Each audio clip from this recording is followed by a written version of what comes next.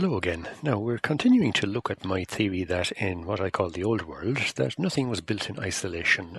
So across the Irish countryside, and indeed across the world, everything was built as a network, some sort of energy-driven network which pulsated with an energy for the benefit of people, animals and plants.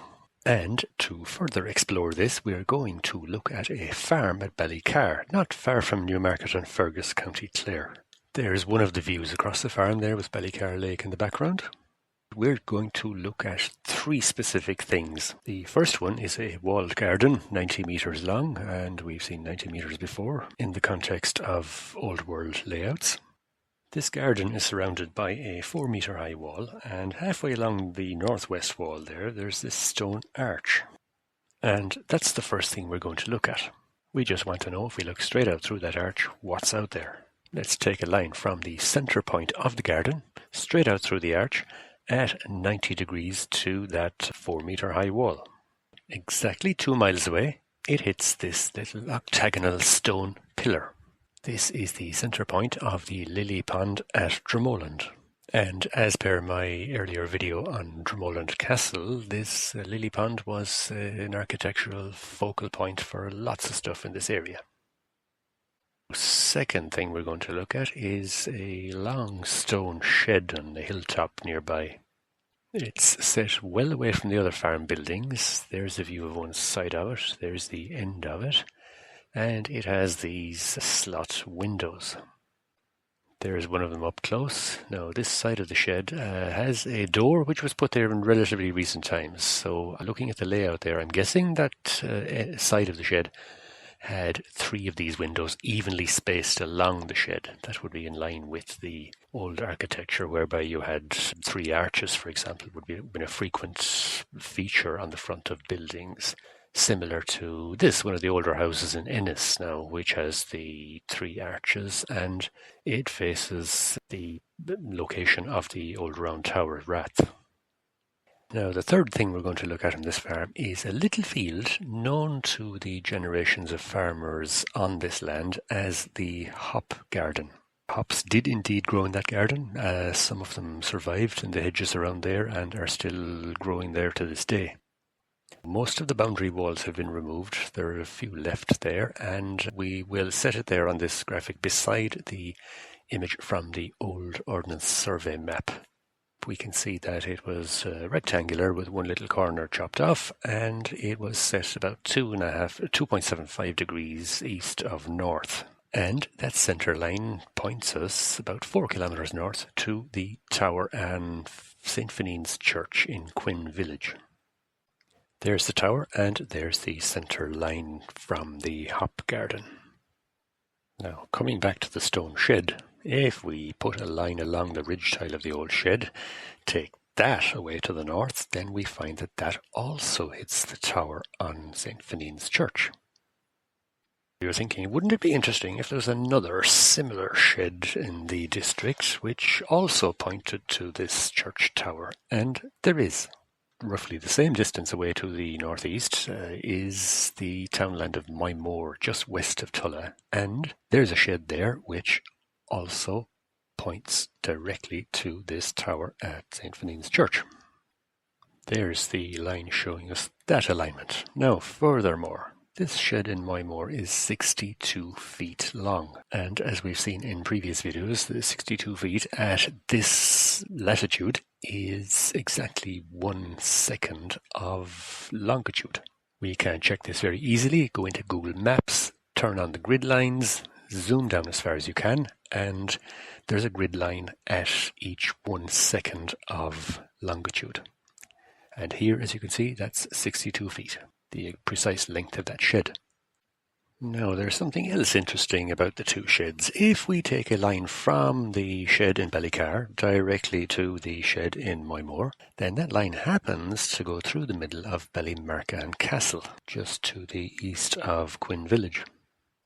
That could be a coincidence, of course, but hold your thoughts on that one, because there's a lot of coincidences that are stacking up here now at Ballycar.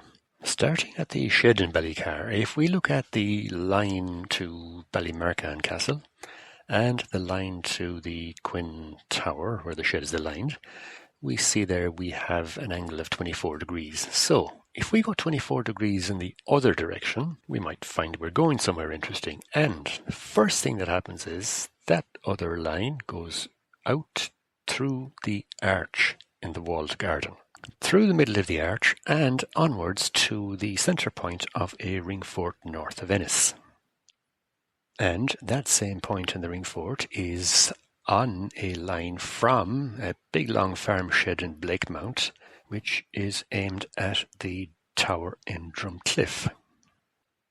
The farm shed in Blakemount is not the same length, it's longer than the shed in Moymore, but it is aligned precisely at the tower in Drumcliff, and as I said, the line goes over the top of that centre point in that same ring fort. And the ring fort is in line with 3 others locally, making that 4 in a straight line. Now back to the shed again, and we will take a line from the shed through the 2 corners of that hop garden. Continuing that line, we find that it hits the tower on the Friary in Ennis. That's the tower there with the 4 spires in the background behind Cusack Park.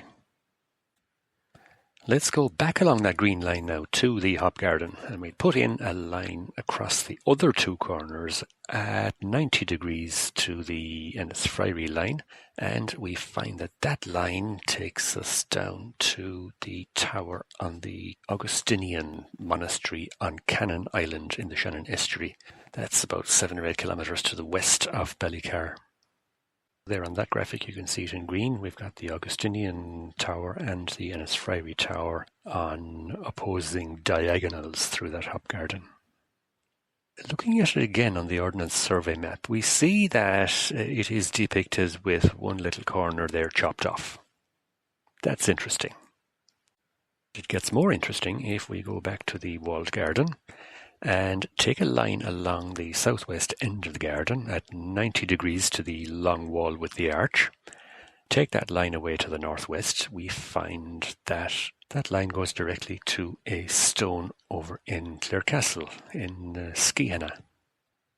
This stone has featured in my video on fairy trees, and there are a number of alignments which go over the top of that stone. But the interesting thing here is that the alignment from the walled garden in Ballycar to that stone goes right by the chopped off corner on the hop garden.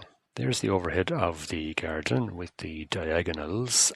There's the line that goes right past the chopped off corner. Now, I'm curious about what energy might have been active on that line and why the line had to avoid the garden. Maybe it was 2 different energy frequencies that couldn't conflict with each other. As a side note there, that stone in Clarecastle is on an extension of a line there from the well at Fenlow Cemetery through Ballyannon Castle. The stone has a ring fort on either side of it as well, but you can see more about that in the Fairy Tree video. Now, one final thought in relation to the arch. As you can see, it's been blocked, it's been built up with stone. Looks like that when the glory days were over and the walled garden was going to be used just as a field for grazing animals, that the arch was built up. But my question is, if you are putting a wall in there for the purposes of keeping animals in a field, then that arch is about 3.2 metres tall. If you build a wall up to about maybe 1.6 or 7 metres, that's up as far as your chin for most people, then that's plenty high enough to keep animals in the field. Why would you need to block up the entire arch? This would have been done sometime during the 1800s, and from what we're told, they were hard times. Nobody would be building a wall higher than necessary unless there was a clear and compelling reason for doing so. Maybe this was part of shutting down some old world energy network. What do you think? Do please comment. Thank you.